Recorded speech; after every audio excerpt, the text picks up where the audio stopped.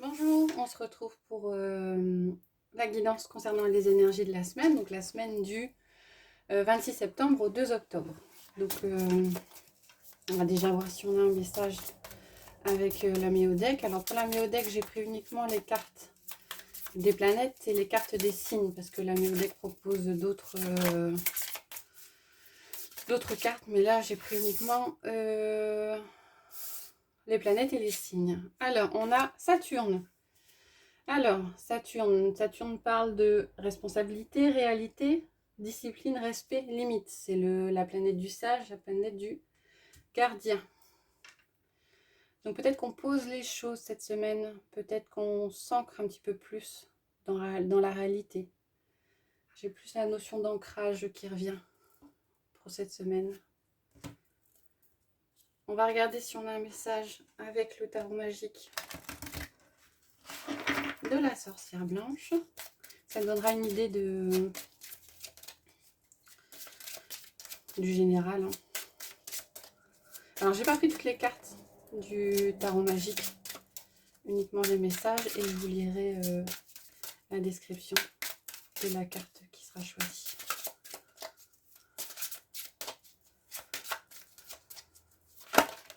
Hop. Alors, on en a deux.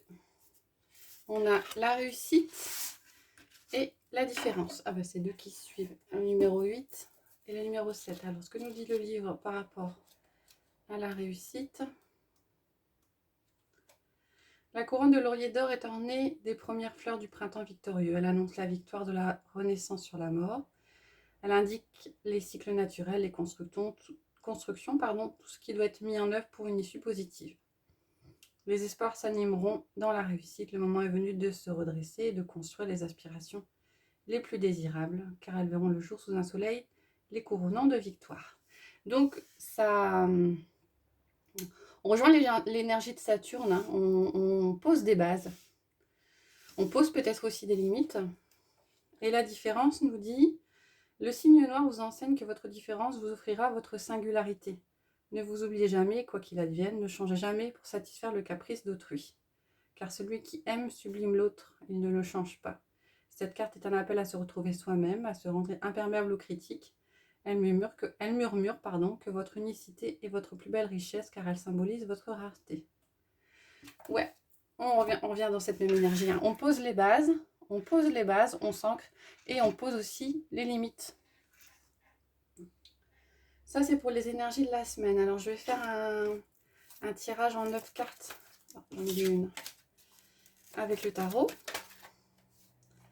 Ah, le 3 de bâton indique de voir les choses sous un autre angle.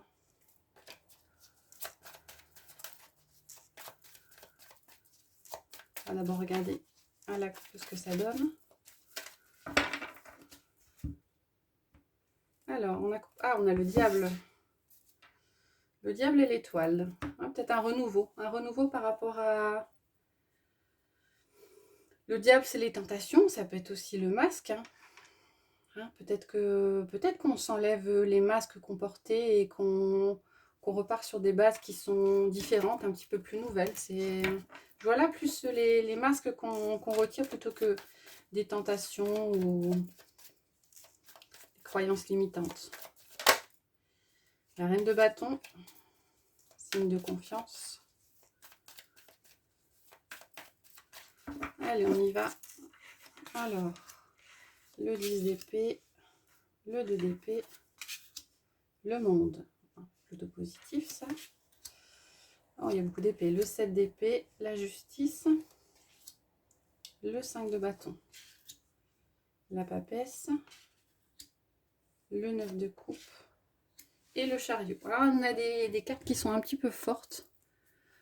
Un petit peu fortes dans le sens où on est pas mal dans le mental. Alors, au centre, on a la justice. Donc, la justice parle d'un équilibre, d'une voie trouvée. Donc, il y a un rééquilibre qui sera retrouvé. Et c'est une majeure, hein. Donc, on a le mental. On a le mental qui est présent. Mais si on regarde l'évolution, le 10 d'épée, c'est une carte dure, mais elle annonce la fin d'un cycle. La fin d'un cycle. Et peut-être qu'un choix Un choix va être fait ou devra être fait.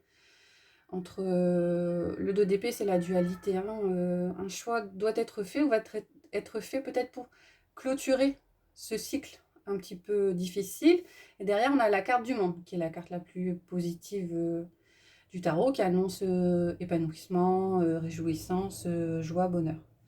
Là aussi, hein, il y a un équilibre qui sera trouvé. Alors, il y a peut-être encore des peurs ou des croyances limitantes qui sont encore présentes, hein, avec le 7 d'épée et le 5 de bâton. Alors, le 7 d'épée, c'est le voleur, hein, c'est la trahison, et le 5 de bâton, c'est plutôt les conflits internes. Mais a priori, au centre, on a la justice, donc un équilibre qui est trouvé, une solution qui est trouvée par rapport à peut-être ces énergies qui vous bloquent. Et en final, on a la papesse, le 9 de coupe et le chariot. Alors, la papesse conseille de faire confiance à son intuition, d'avoir un retour sur soi, de plonger à l'intérieur de soi. Donc le 9 de coupe est une carte assez positive. Alors c'est une carte d'émotion, hein, parce que c'est les coupes, et puis on est proche de la réjouissance et du bonheur total. Ça approche, en tout cas. Le chariot indique derrière qu'il y a un succès qui va être trouvé. Donc voilà. Fin d'un cycle, peut-être un choix à faire, un rééquilibrage par rapport à ses peurs, par rapport à ses croyances, par rapport à ses conflits internes. Et on conseille d'aller puiser à l'intérieur de soi pour qu'il y ait une harmonie au niveau émotionnel, quoi. Donc voilà pour le tarot. Alors, je vais vous proposer un tirage, je ne fais pas forcément des tirages très classiques. Proposer un tirage sentimental en 9 cartes avec un Lenormand. Donc j'ai mis au centre la carte de l'amour du Lenormand, puis on va regarder les cartes qui sortent autour. Là, on est plus sur la sphère émotionnelle, on va dire, pas forcément sentimentale. Émotionnelle, relationnelle, voire sentimentale. Alors, on y va. Ok, le cercueil, les souris, oula, la montagne, ou le soleil, le choix, le serpent, l'arbre et la lune. Alors, c'est des émotions qui sont un peu lourdes. Un peu lourdes parce qu'on a quand même le serpent qui parle de... Je vois plutôt de la trahison, là. La trahison. Ouais. Je regarde si...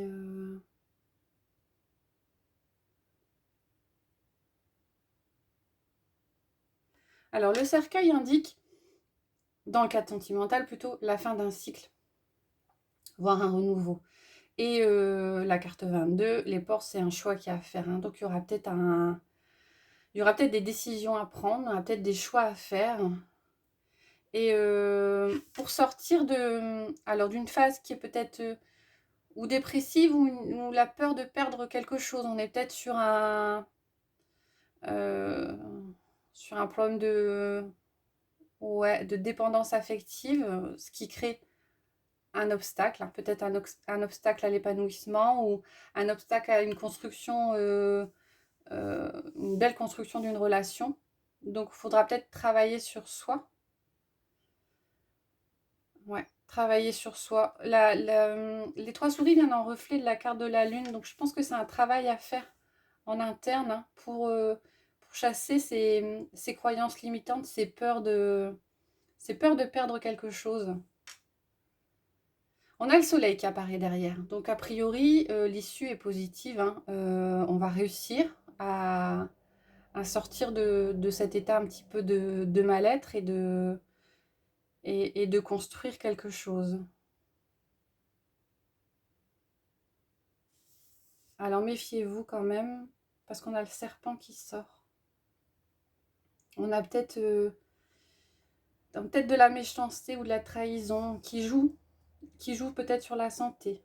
Hein. Peut-être un moral qui serait un petit peu en berne parce que ou parce qu'on ne se comprend pas, ou parce qu'il y a eu des actes qui ont été qui n'ont pas été très sympas. Donc ouais, un travail à faire sur soi, un renouveau, une fin de cycle, hein, et se méfier peut-être quand même des paroles ou des... Ça peut venir de vous ou de la personne en face de vous qui pourrait être un peu désagréable et jouer un petit peu sur le moral. Voilà, c'est pas... Il y a plus réjouissant comme tirage, mais bon, après, tout le monde n'est pas concerné, hein, ça parle pas forcément à tout le monde. Après, c'est les cartes qui sortent. Ce que je vais vous proposer, c'est un tirage avec les portes de l'intuition, un tirage à choix multiples. D'abord avec les portes de l'intuition pour un message général. Alors, je n'irai pas voir dans le livre exactement toute la signification parce qu'elle est un petit peu longue, mais les cartes sont déjà assez explicites pour vous donner un message.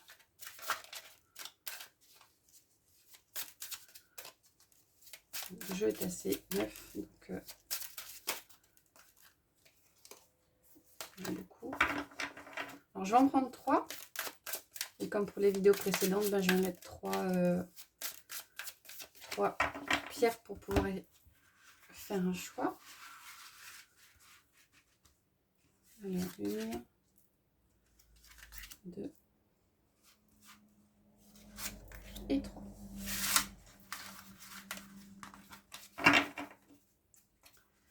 Alors, sur la première, je vais mettre l'œil de tigre. Sur la deuxième, je vais mettre le quartz incolore. Et sur la troisième, je vais mettre l'améthyste. Alors, vous pouvez mettre en pause, hein, comme d'habitude, si vous voulez prendre un temps pour choisir la carte qui vous parle. Alors, le message de l'œil de tigre, c'est le grand plan. La vie est parsemée de leçons planifiées et de coïncidences pour vous faire grandir. Donc, a priori, si vous avez des obstacles ou des choses qui arrivent dans votre vie, sachez que ce n'est pas par hasard. Hein. Les choses sont prévues pour vous faire avancer d'une certaine manière. Alors, quelquefois, les choses qui arrivent, qui paraissent de prime abord désagréables, vous pourrez vous rendre compte après qu'elles sont là aussi pour vous faire avancer, pour vous faire grandir. Le quartz incolore, on a la cohérence. Dès que votre comportement et vos paroles sont en accord avec vos valeurs profondes, l'énergie circule librement. Donc là, on vous conseille d'être vrai, d'aligner l'esprit et l'âme. Soyez vous-même, soyez en cohérence avec vous-même.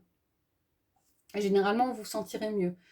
Ça circulera plus facilement. Et puis, il y aura peut-être plus le corps s'exprimera différemment. Il y aura peut-être plus des mots qui apparaîtront si vous êtes aligné avec vous-même. Et derrière l'améthyste, on a le but. Gardez à l'esprit la vision de ce que vous voulez vraiment dans la vie. Oui, alors si vous avez un objectif, accrochez-vous. Hein, c'est la loi de l'attraction. Si vous êtes aligné, si ça correspond à ce que votre âme veut réellement, ben, il faut vous accrocher. Le positif attire le positif. Et puis, quelquefois, il faut tenir bon. Hein, quelquefois, l'univers vous met des obstacles pour être sûr que vous soyez certain de ce que vous vouliez obtenir. Donc, par moment, ça remet un petit peu, mais il faut s'accrocher et pas perdre de vue son but.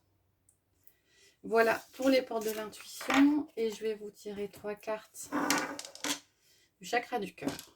Donc là, on est plus effectivement dans le domaine sentimental, relationnel, affectif.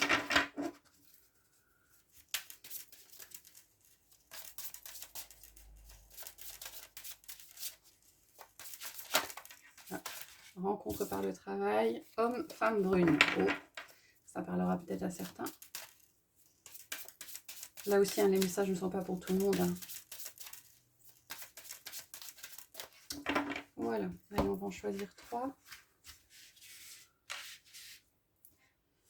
Alors, celle-là. celle-là.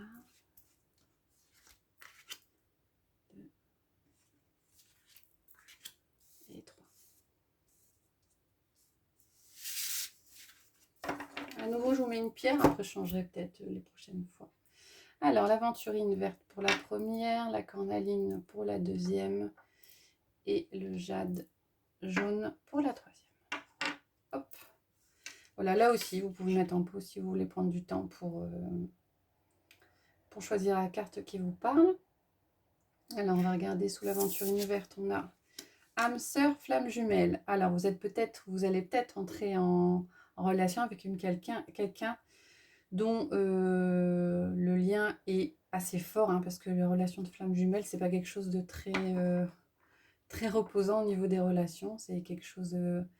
c'est les montagnes russes. Alors peut-être que si vous avez rencontré quelqu'un et que vous vous rendez compte que c'est un peu plus passionné qu'à la normale, c'est peut-être que vous êtes dans une relation d'âme sœur flamme jumelle. Alors la cornaline nous dit déplacement, distance géographique. Donc vous serez peut-être amené à faire des voyages, des déplacements, ou peut-être que vous allez rencontrer quelqu'un qui habite un petit peu plus loin, pas forcément dans la même région ou pas forcément dans le même coin, ce qui vous amènera peut-être à faire des déplacements pour vous voir. Et le jade jaune, on a prise conscience de ton âme sœur. Alors la personne qui va rentrer dans votre vie, elle commence à prendre conscience des choses, mais visiblement elle n'est pas encore tout à fait prête.